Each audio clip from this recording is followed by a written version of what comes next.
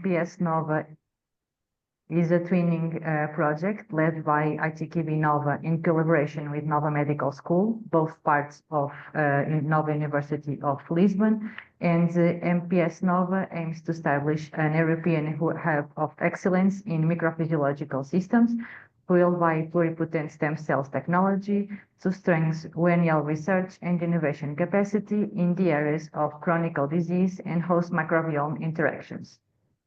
MPS Nova is designed to promote knowledge transfer among partners, to leverage Nova University full potential to translate basic research in chronic and infection disease and symbiotic host microbiome relationship into clinical applications. MPS Nova-driven partnerships of international leading institutions will enhance the existing multidisciplinary knowledge and expertise of Nova MPS Hub, advance our best practices in research and training, and expand collaborative networks. And without further ado, we will proceed to the Catarina Brito seminar. Catarina Brito has been the group leader of the Advanced Cell Models Laboratory of the Animal Cell Technology Unit of ITKB Nova and IBET since 2013. She has been member of the Managed Board of the Research Unit in Nova for Health since 2018, and her lab focused on the microenvironment-driven modulation of disease progression and target therapy response, and interrogation of in vitro and ex vivo models of the disease microenvironments. With over 80 papers, with 25 as senior author, she has coordinated 18 projects, securing competitive fundings from FCT and the European Commission, and also pharmaceutical industry. And today, she is going to talk us about innate immunocompetent 3D cultures for preclinical assessment of advanced therapeutic. Thank you, Catarina, for having accepted our invitation, and the stage is yours. Thank you, Juliana, and thank you for the very over nice presentation. So it's a pleasure to be here in this first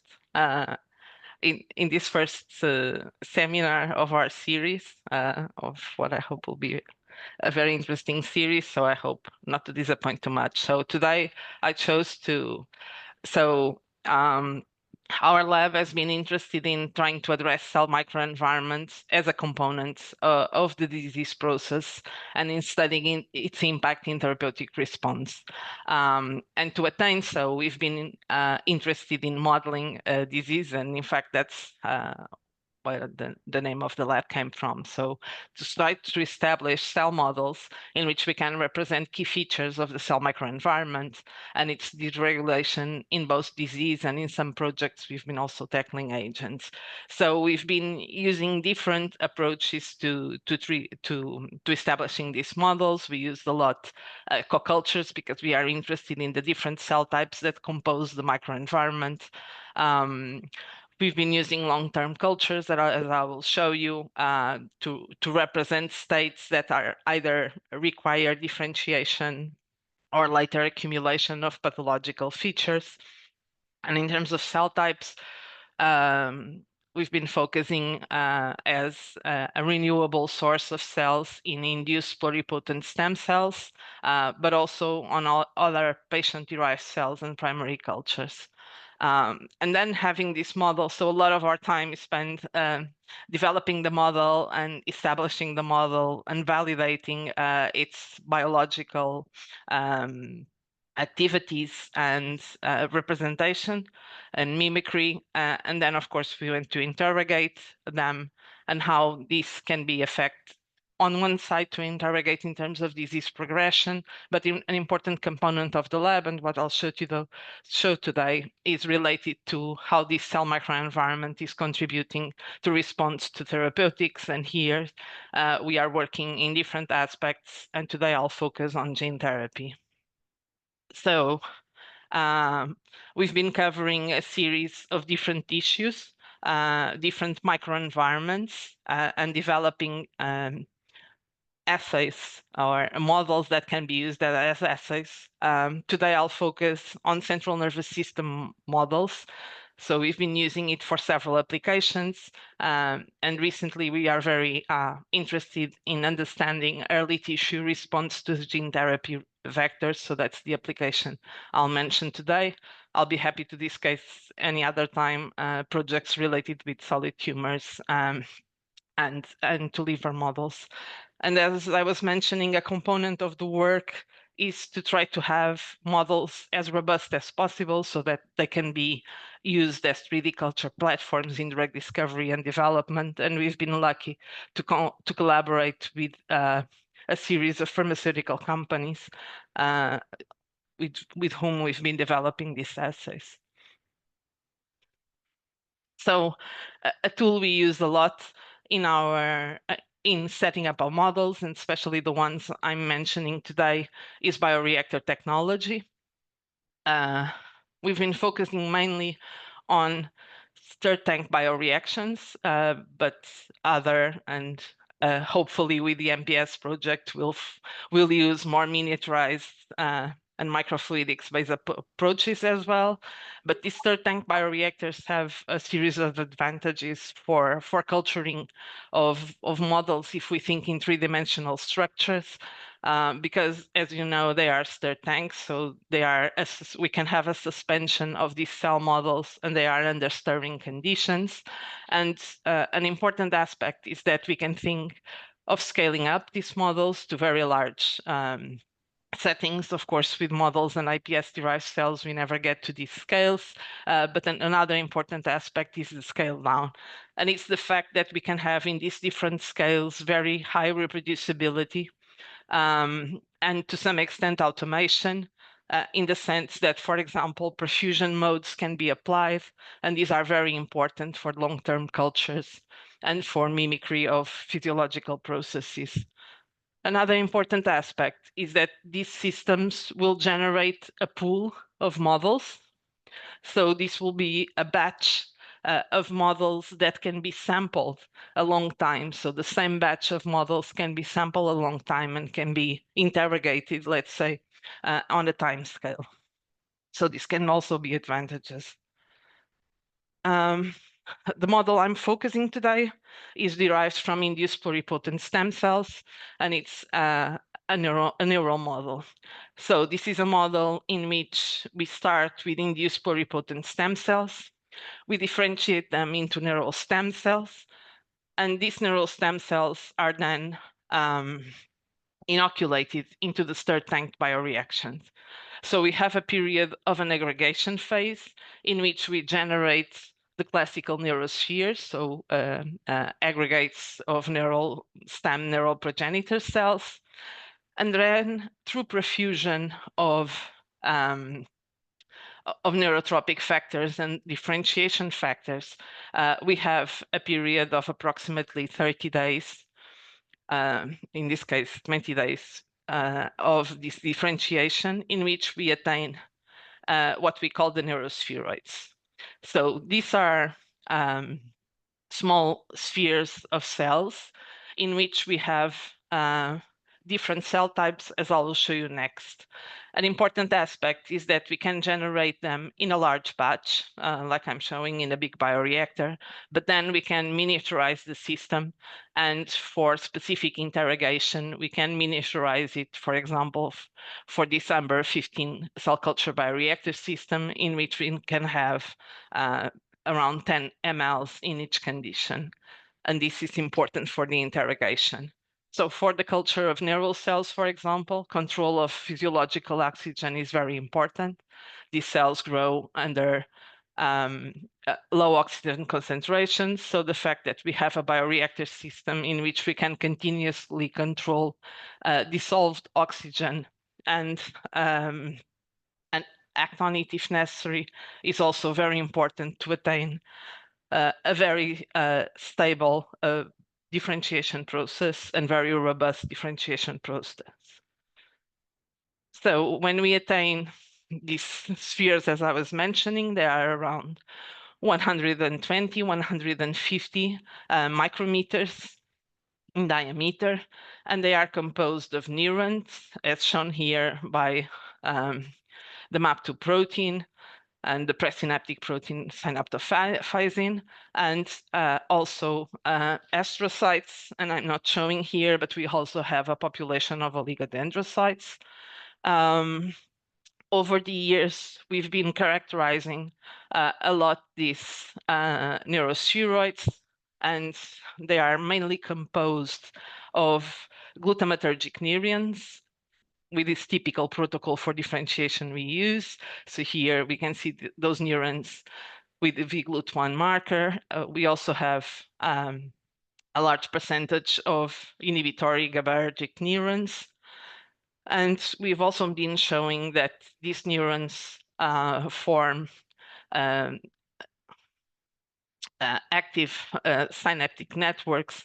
And here, for example, this is calcium imaging. It's a calcium imaging of a neurospheroid deconvoluted into a connectivity and synchronization map in which we can see each neuron and how its calcium signaling is synchronized by this, in this case, these yellow neurons labeled here, but also all the connectivity between the different neurons. So having established the model, as I was mentioning, we characterize it quite intensely over the years. So for example, an important aspect is that, and you are probably asking, where's the matrix gel in these organoids? So we are not using an exogenous matrix to avoid the use of animal-derived matrices, and also because we are interested in diseases in which ECM composition is affected. So this process relies on deposition of intracellular matrix, and we've shown along the years by proteomics and transcriptomics that these neurospheroids are accumulating a neural-like ECM.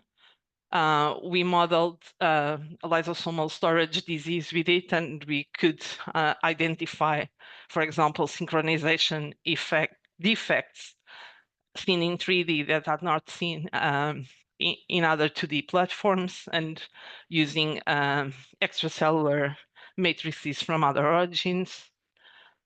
And we used it in neurotoxicity, neuroprotection. There was this study in which we actually cultivated these differentiated neurospheroids in an organ on a chip, a 2 organ on a chip, to test neurotoxicity of hepatic-derived compounds or metabolized compounds. And the applications I'm bringing you today are more related with these aspects of neuroinflammation and innate immunity in the central nervous system, how to introduce this component, and how to apply it for the preclinical evaluation of gene therapy vectors. So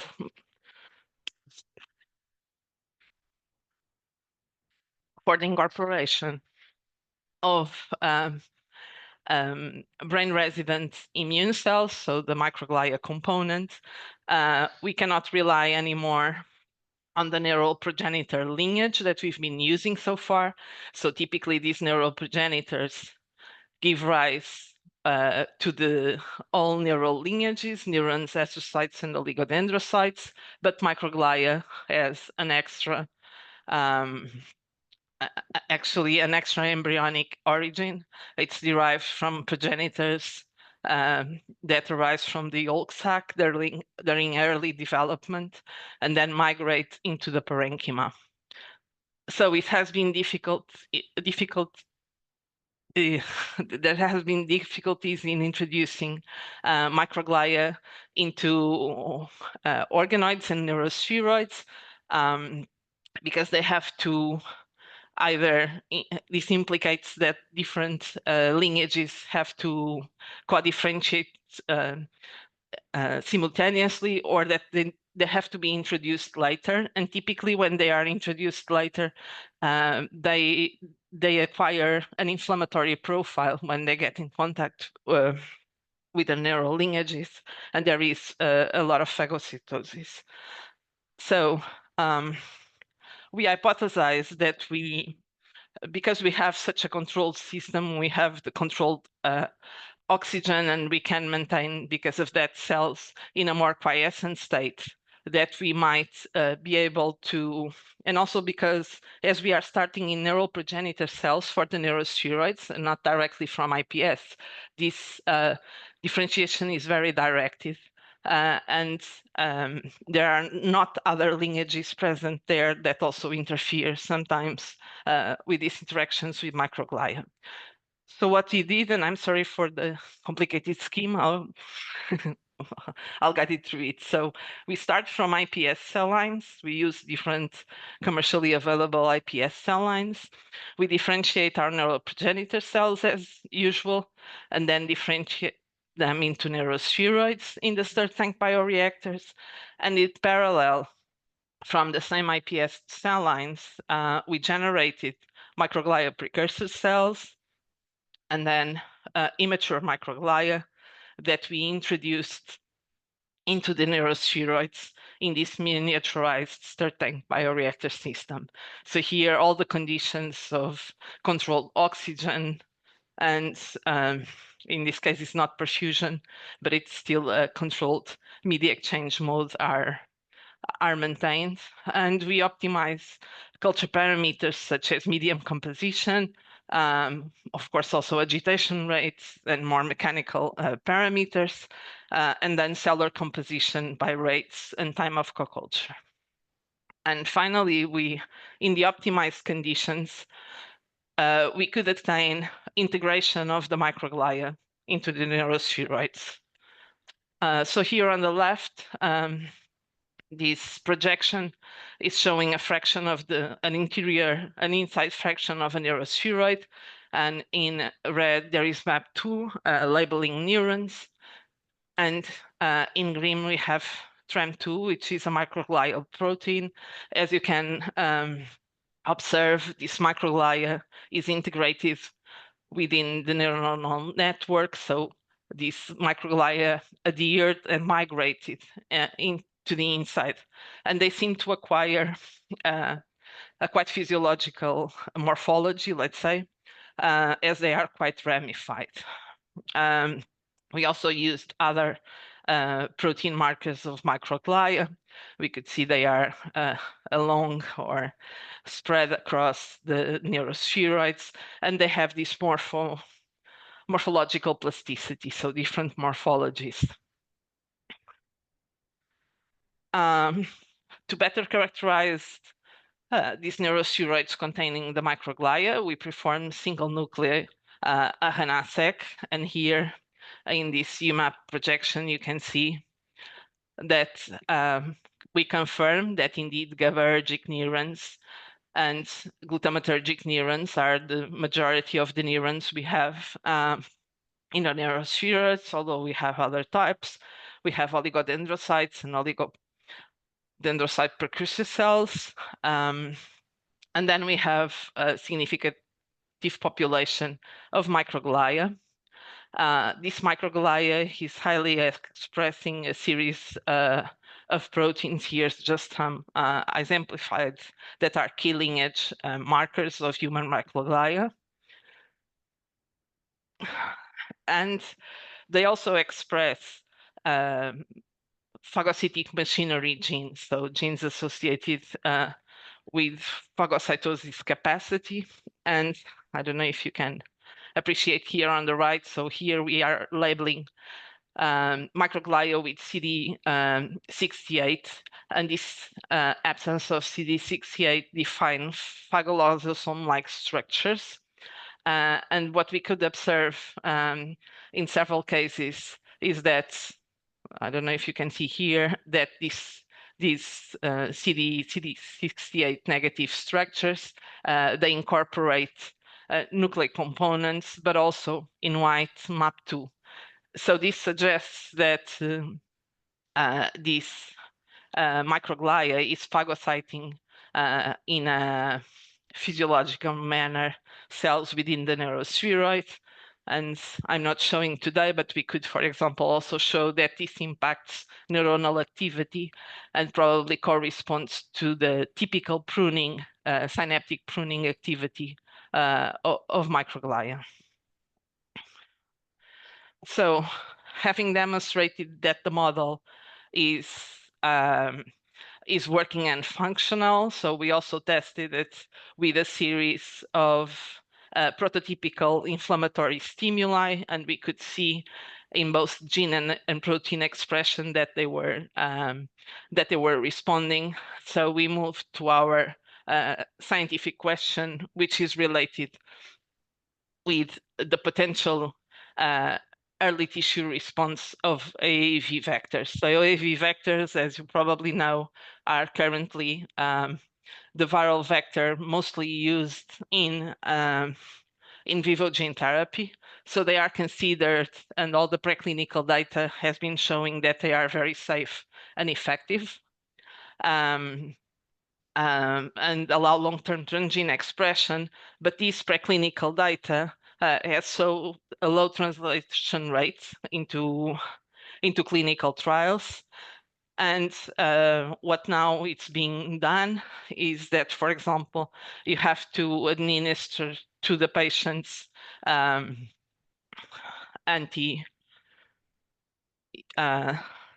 so to avoid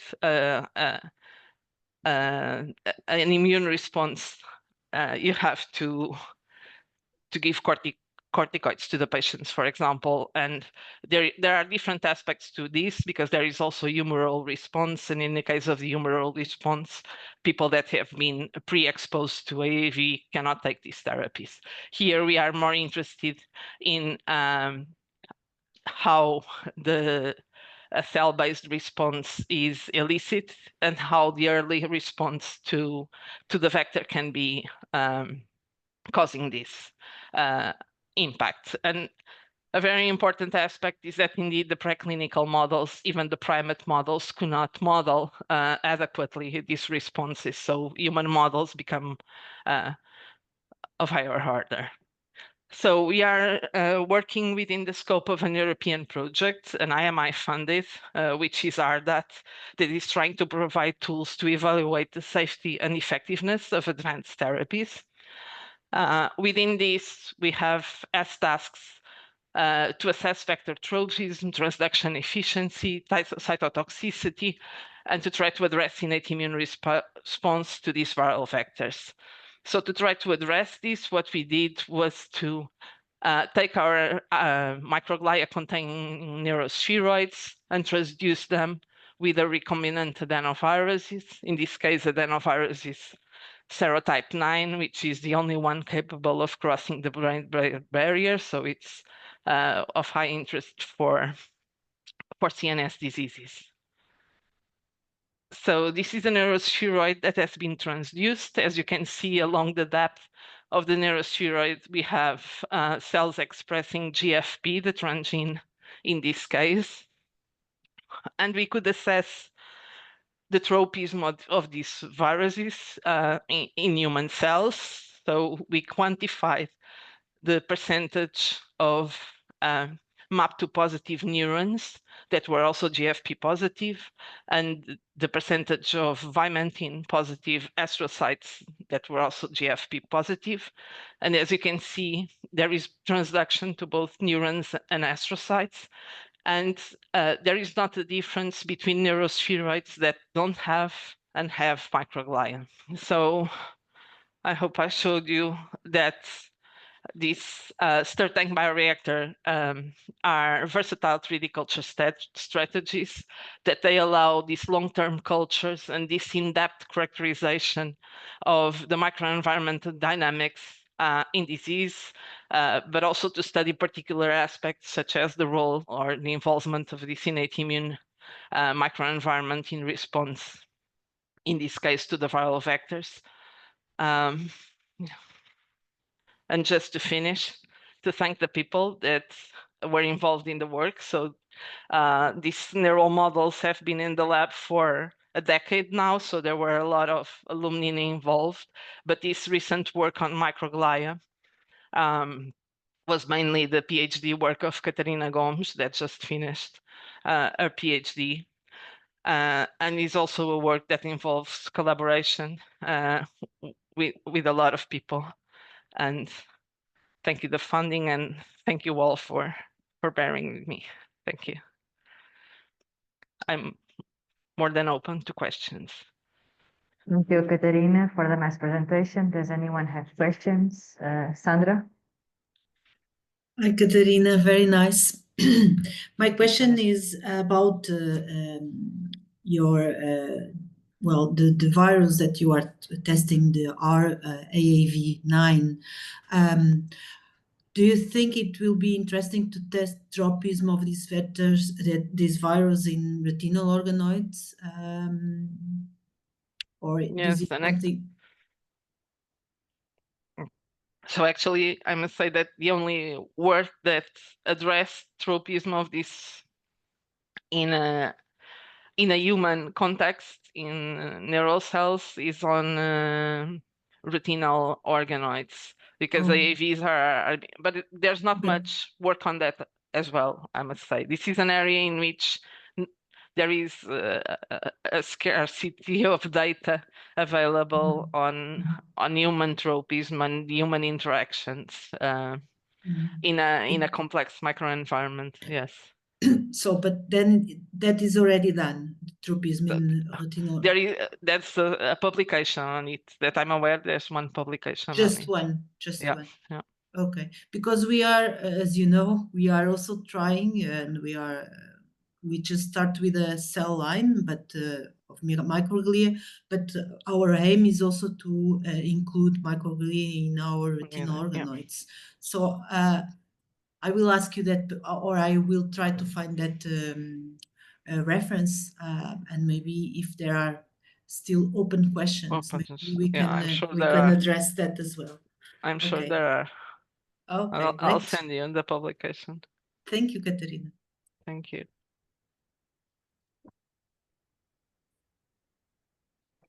There is a question on the chat, so I will read it. So thank you, very nice talk. In the neurospheroids, what is the average proportion of the astrocytes done by Hiller? Yes. So here, the astrocytes, they are at least 60% of the cells. They are the majority of the cells.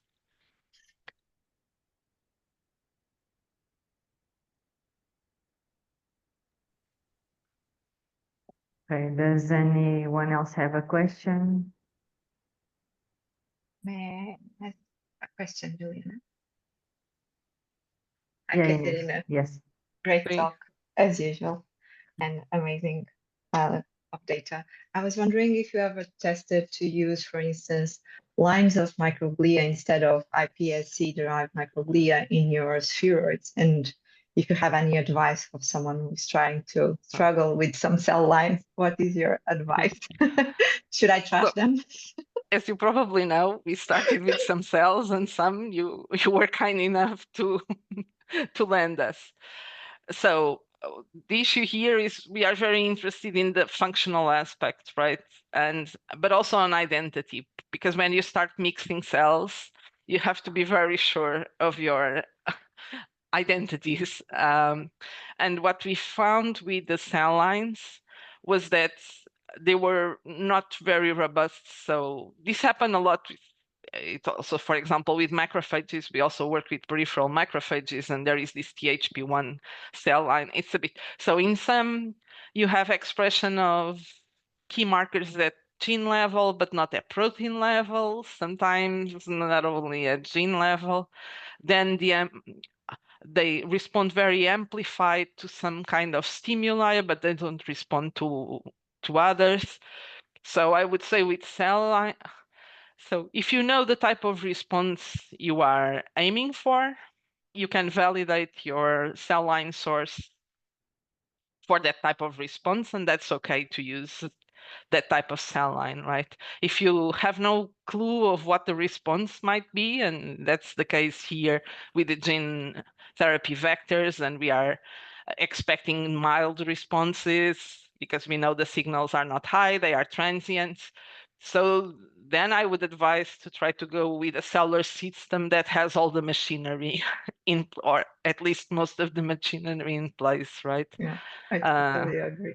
Yeah. But I think with the cell lines, of course, with the IPS derived, you also have to validate a lot that they are indeed differentiating, that they are functional. And I missed some of that data today because of time, right? We Yeah. tried a lot to prove functionality before moving to the biological question. But I think with the cell lines is really, they are good if you know the readout you're looking for and you can first validate that they can express it, let's say, but not try to get everything. Of course. And if I may, a second question, were you considering also to incorporate the blood-brain barrier in these organoids in this system? How do you see the future of this? Because you know it's also something that we're very interesting to. So I see the BBB as a different system, right? We would have to combine. So ideally, in my view, we would collaborate with someone developing a BBB model, and then we would combine both. I think incorporating a BBB model on top of this, right?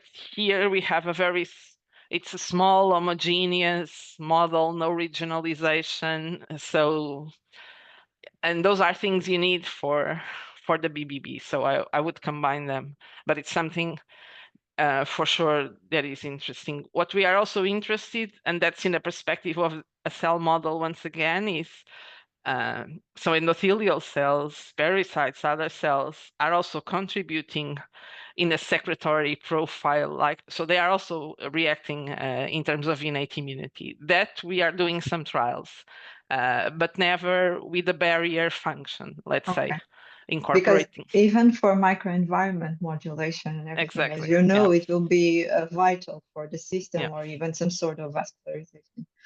But again, impressive work, Catarina. Congratulations. Thank you, Inês. Thank you for the questions.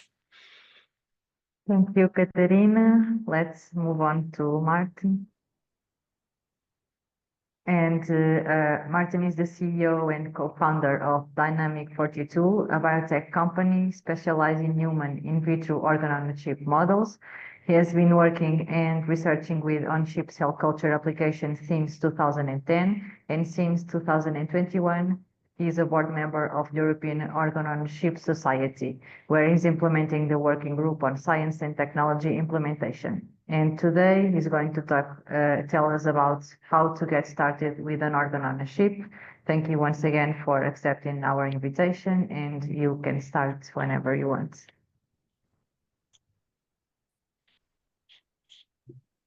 Wonderful. Thank you for the invitation and the kind introduction. I hope screen sharing worked again. Yeah. Yes, wonderful. Okay. Yeah, I would like to give or to present today an overview how you could start with organ-on-chip.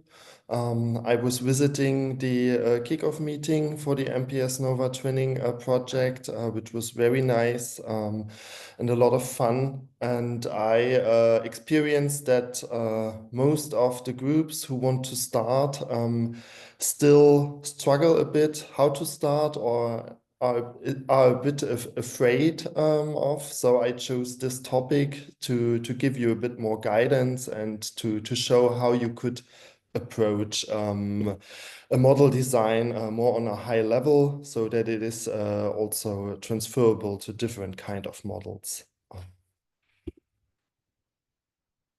You spoke already a bit about me. I will keep it brief. Just wanted to mention that my main area of expertise is vascular biology, liver biology, but I've been also in contact due to our company to other models, intestinal, lung models. And yeah, and I serve also in the twinning project as an external as a member of the external advisory board. So I think in case there are questions directly addressed to me, it's easy to reach out and to find me somehow, either directly or via the project management team. Dynamic 42 is an organ-on-chip company acting as contract research organization. We're existing since spring 2018, so soon we're turning 7 years. We're located in Jena, in the middle of Germany, and in this nice shared office and lab space building called the Bioinstrumental Center. And we provide mainly services for drug screening, disease modeling, as well as platform development. But we have additionally also products and content to enable other scientists to dive into the world of organ on chip. And also, we offer further trainings in our Dynamic 42 Academy, either on-site or in a virtual platform format. And this is complemented by further output such as app notes or blog articles. So let's move forward. Yeah, and we mainly specialize in liver, intestinal, lung, and vascular biology. And currently, we are also working on a pancreatic cancer model, where hopefully our first publication is released soon. The revision process is finished, so I hope that it will appear online soon. Now let's dive in how to start organ on chip, how to approach it. First of all, I would like to before coming to conceptualization and key elements, what you should consider, I would like to set a common understanding of microphysiological systems and organ on chip, just that we all have the same basis during what I am talking about. Microphysiological systems are in vitro systems. They try to replicate physiological environment of tissues, organs, organ systems at a miniature scale.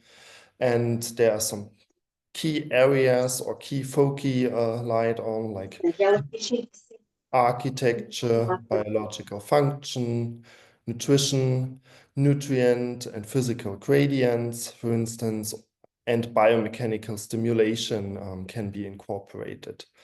But to say here, to my understanding, the controlled microenvironment in microphysiological systems does not necessarily depend on biomechanical stimulation. So a complex organoid in a well plate can also be already a microphysiological system. On the other hand, we have organ on chip. And this is a part of microphysiological system. It's a specific type. Here, of course, we replicate also physiological environment, but you focus more on a single tissue or organ. Of course, you can interconnect those organ on chips also, but then you approach more the field of microphysiological systems again. The key characteristics of organ on chip. Here, a definition of the European Organ on Chip Society is a fit-for-purpose fabricated microfluidic device that contains living engineered organ substructures. It provides a controlled microenvironment. And here I would say this controlled microenvironment is dependent or includes biomechanical stimulation of various kinds, can be shear forces or stretch and strain. But you can find this also in other systems. As I said, like in MPS, they can have it, but they don't necessarily need to have it. For instance, when you work in a bioreactor as an MPS system, you also have biomechanical forces. And the goal is, of course, to replicate the dynamics and functionality of an organ on physiological, but also on pathophysiological stage. And both types, MPS as well as OOC, are used for pharmacological studies and disease modeling. OOC happens on chip, as the name already says. MPS doesn't have to. OOC focuses more on a specific organ, and MPS includes systemic organ interactions, for instance. Now, how to approach a model design. Let's look at a suggestion for workflow. There are, of course, different approaches maybe, but I try to summarize a general approach, how you should proceed if you think about your own organ-on-chip or MPS model. First of all, there are conceptual and technical considerations to take into account. So before getting anything in your hand, you should define the context of use. This is like the very first step. And I think within the training project, all of you did this already with your ideas, what you would like to achieve. But this is really crucial to know where you want to go. And once you have defined this context of use, you can think about platform and its characteristics, as well as additional add-ons, such as that define the fluidics or can be sensors. And then as a second big part, are the biological considerations and then practical things to do once you try to implement your model. You should think about cell sources and their characteristics. There was already a nice little discussion ongoing. This is a really important step also. And then you are good to go once you've defined this for first tests of compatibility, for instance, surfaces that you implement in your organ-on-chip or MPS system. And of course, later on, once this looks good, you can proceed to an on-chip culture. After having first feeling of an on-chip culture, you can introduce flow conditions. Then you can think about increasing complexity until you are eventually ready for final validation experiments. And at these stages, the last three here that I present, I would say you encounter the most iterative cycles during model development. Like complexity and flow conditions can have impact on each other. But also when you start to validate and see that the functionality or the characteristics of your tissue do not match your criteria, you maybe start again and with mixing cells and tweaking the complexity. So, but also during validation, you can encounter things or come across ideas to change some things that you defined already beforehand in your workflow.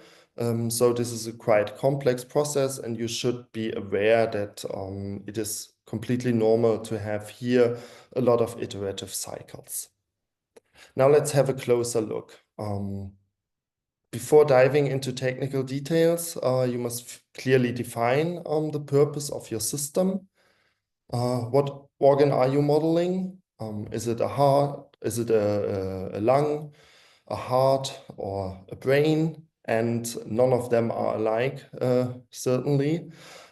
They differ in cellular compositions and ECM components, for instance. The level of compartmentalization can be completely different. And like physical parameters that define the microenvironment, like shear forces or tissue stiffness that can be of high relevance for tumors, for instance, O2 gradients in some tissues, or mechanical cues. So there's no general solution.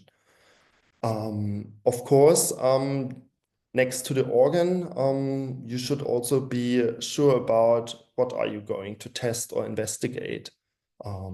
Is it a drug response you want to use your model as a final goal, or is it disease progression or mechanisms that you want to study, or tissue regeneration, for instance? And also these use cases are not alike. So the goal will influence your model design, for instance. For example, a drug testing model may prioritize scaling for throughput, while in a disease model, you may require genetic modified cells to achieve your goal and to recapitulate the status of the disease. And a model for tissue repair still needs somehow a proliferative capacity. And most likely here, it is also of high importance to have a immune component in the model, as well also for disease modeling.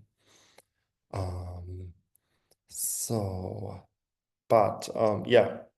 Start with your end goal in mind and focus on key biological functions or disease aspects that you want to model, and try to really break it down into a small and narrow question, so that in the end, the model you want to design is also not too complex, because there are a lot of things that you maybe would like to do and to achieve, but you should really try to narrow it down to control your model. Once you understand your overarching goal, you can move to model design, of course. And organ-on-chip platforms are typically built with microfluidic channels. And here you can determine the fit for purpose of your model. Yeah. And most importantly, which kind of design do you need? For instance, here you see a 2-channel setup, and it can also be a chip with a 3-channel setup, maybe also integrated microcavities, as you can see in the magnification in the middle. Yeah, they differ in size, shape, and network layout of the channels, and they, of course, should reflect the physiological conditions that you want to address and mimic. Sometimes the surface needs to be structured or comprise structural features for cell guidance. Here's an example for building a vascular network by using pillars inside the chip to achieve this guidance. Yeah. So, yeah, desired cellular interfaces and cell communication may also influence the design requirements. So pay attention to the complexity, but I would advise you to go for a minimal complexity at the beginning to help you to control and understand your model. Later on, you still have the possibility to always make it more complex. The choice of materials is also critical to the success of your organ-on-chip system. The materials must be biocompatible, allow for effective cell culture, and should be compatible with the microfluidic setup. There are rigid polymers that can be used, but also soft polymer surfaces, and both have advantages and disadvantages depending a bit, I think, more on the biological questions you would like to address. Of course, optical characteristics you should not forget. Do you need transparent devices for microscopy, or is it not of importance for your application? You should also think about when you go for a platform and you would like to integrate more complex materials, for instance, like hydrogels. Is it suitable to get them in, and how do I get them in? Yeah, and also, do integrated components allow for cell migration if desired? So the most simple example is like the pore size in a membrane. Is it large enough to allow cell migration? And you should think about, when you look at platforms you would like to do, how is the accessibility and the options for downstream analysis? What kind of assays can I perform with it?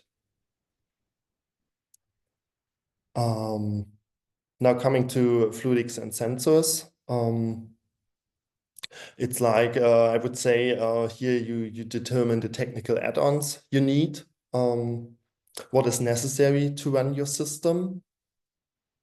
So microfluidic systems require pumps, valves, can have sensors to simulate physiological conditions, And for some organ models, maybe you may need electrical stimulation.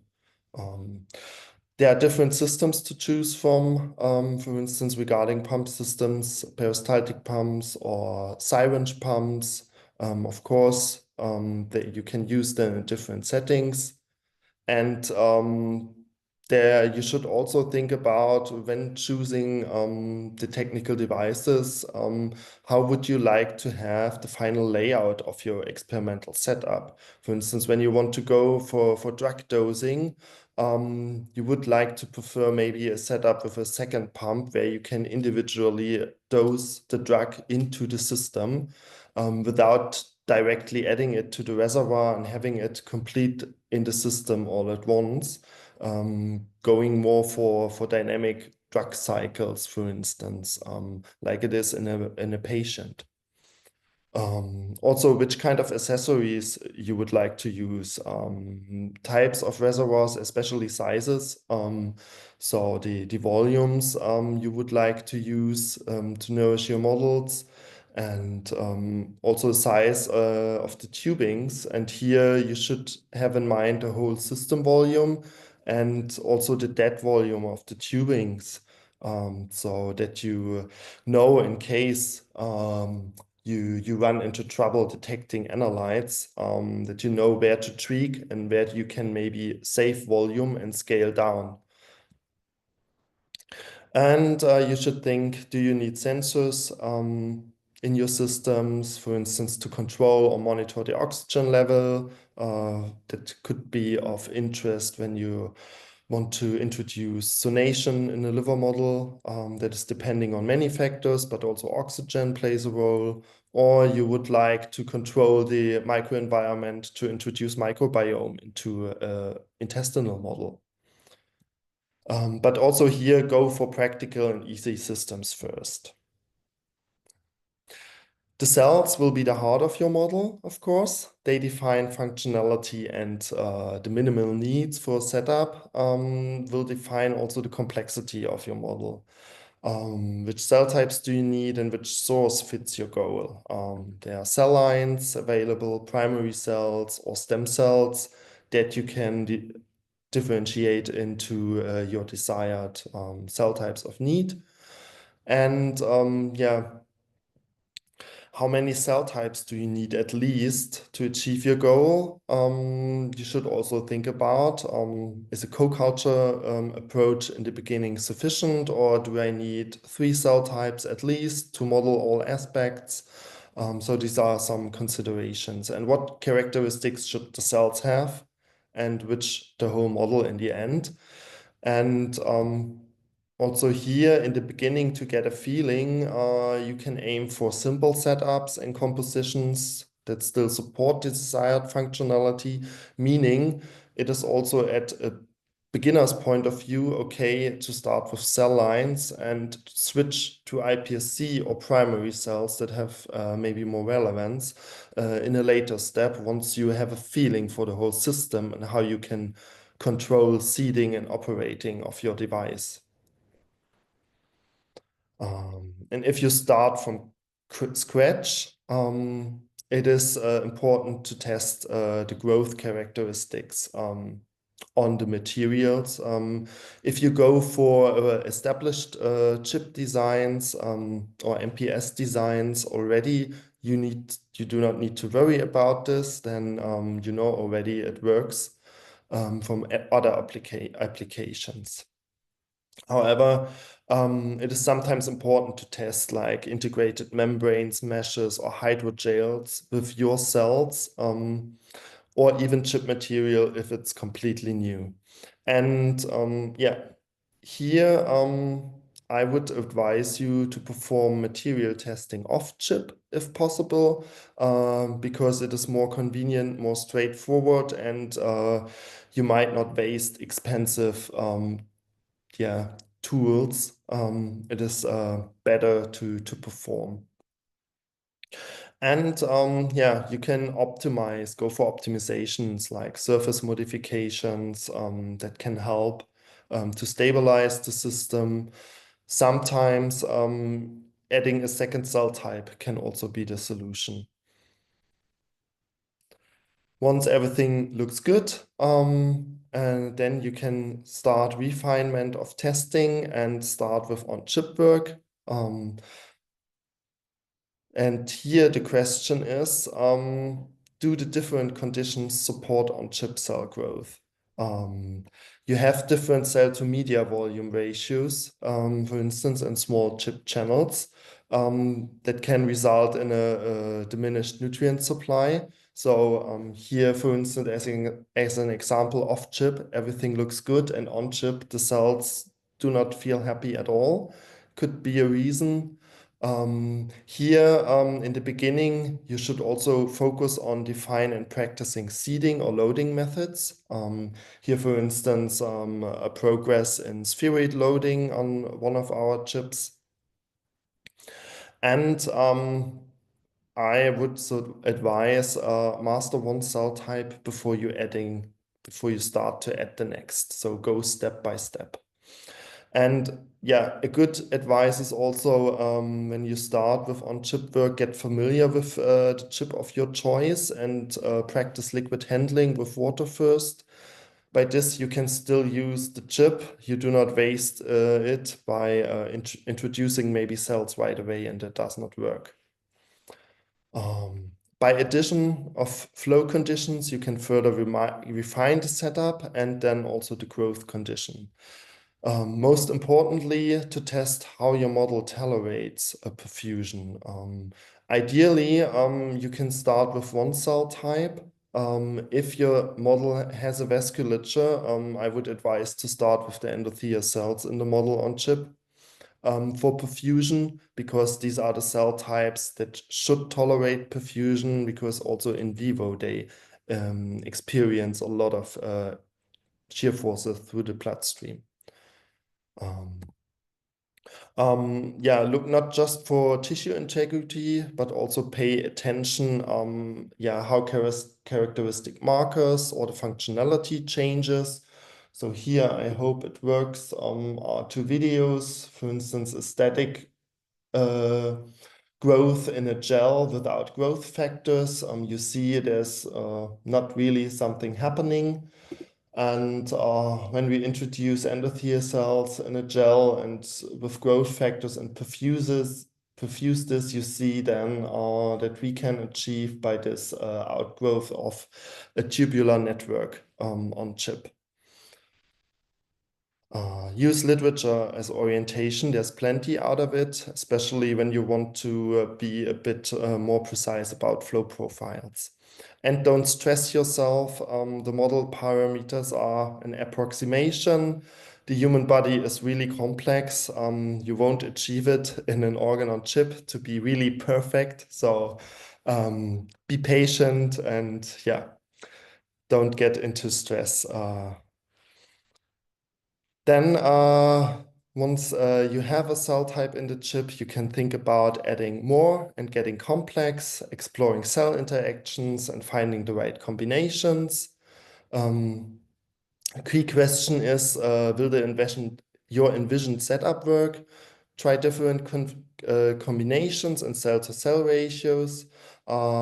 We did this, for instance, when we started with a liver model over a decade ago.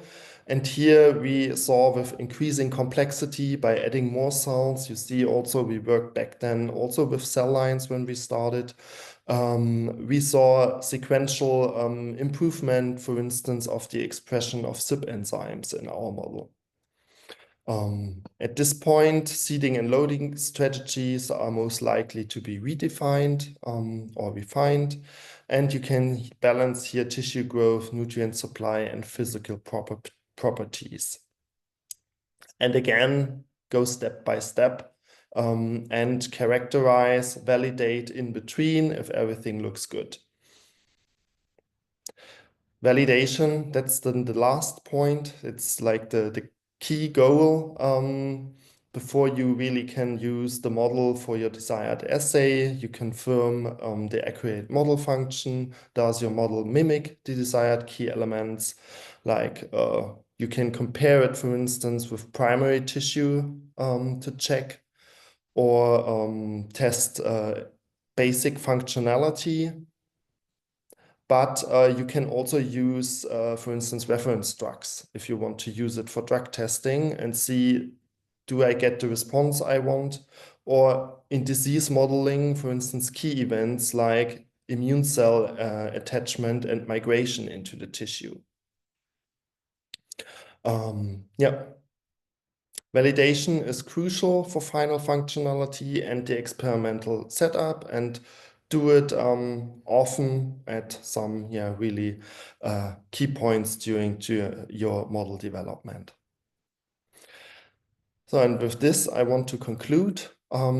This whole process requires, of course, thoughtful planning, careful design, show attention or pay attention for the appropriate material selection, and do rigorous validation in between. And most of all, don't stress yourself. It's a structured approach, step by step. And don't think too hard. Get started. Don't be afraid. It is like with any other essay, trust yourself and you will manage eventually and succeed. And with this, I thank you for your attention, and I'm open for some questions if you have. Thank you, Martin. It was a really nice explanation for the ones that are starting an organ on chip, or for the ones that have already started. It was really good. We have a question from Catarina and also a question on the chat. The question on the chat is from Samir. In the organ on chip, is the fluid interconnected? And if yes, is there any chance of cross-contamination in case of multicellular organ on a chip model? Could you repeat again? Is it about with the contamination when I connect different organ models, or are we talking about one model? Okay, then I got it right. Well, usually it's not really a difference between one organ model or if you connect it to another. So we usually do everything also under the clean bench and then transfer it in a closed system to the incubator. And the system is already closed when we have it in the incubator. So even when you connect different organs with tubings or something like this, there should be no problem with contamination. So I hope that this answers the question. Otherwise, please reach out to me. I think it answered. So, Catarina? Oh, you're on mute, Catarina. Your microphone is mute. Yeah, I was clapping, but I can ask a question. Sorry, I'm sorry. It's okay. Really good presentation and way of getting people through it. I was also, so my question, the question I can ask is also related with this multi-organ, right? Because in this multi-organ, one of the issues is how to combine culture medium and how to, so you've been approaching this a lot. Yeah. What are your takes on how to do this type of combination? So during the last 2 years, we gathered also some experience here, and on our there should also be soon a release of a publication that we did, where also the review process is done. And the thing is, when you connect them via the vasculature, you might be lucky and can use the same medium and keep the organ-specific compartments separated from each other. For instance, we did this by combining liver and lung, or intestine and liver, and there the hepatic as well, the intestinal compartment, or the hepatic and the alveolar compartment in the other case, were separated, and only the vasculature of the models was connected. And with this little trick, you have the opportunity to use just one medium for the circulation of your system, and can choose two different media for the alveolar and the hepatic compartment, for instance. Okay. Yeah, but that's a smart way. when you have a different approach, then of course it can be tricky, because then you run into this long time question of defining a medium that fits. A universal, right? Yeah, universal. That was thank you, the word I was looking for, and I think this is barely manageable. Yeah. Yeah. Yeah. Because even when we look into our body, there are from organ to organ in the tissue, the nutrient composition and like also gradients of solutes change, and I think we need also to address this in ex vivo setups and not try to mix everything and find a universal solution. Yeah, I agree. And thank you, Martin.